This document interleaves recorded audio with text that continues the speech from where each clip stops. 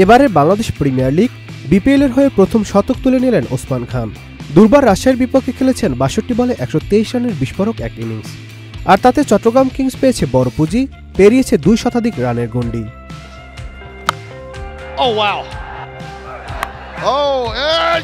শুক্রবার দিনের প্রথম ম্যাচে মুখোমুখি হয় দুর্বার রাজশাহী ও চট্টগ্রাম কিংস, যেখানে টসে হেরে আগে ব্যাট করে ৫ উইকেটে ২১৯ রান তোলে চট্টগ্রাম।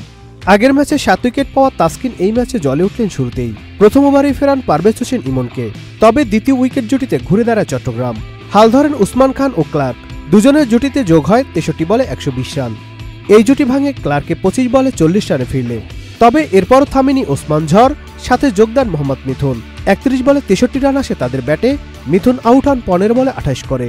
তবে উসমান তুলে নেন শতক, যা বিপিএলে তার দ্বিতীয় শতক। শেষ পর্যন্ত তাসকিনের শিকার হয়ে ১৮.১ ওভারে থামেন তিনি। মাঝে শামীম পাটোয়ারি ২ রানে ফিরলেও ৮ বলে ১৯ রান করেন হায়দার আলী।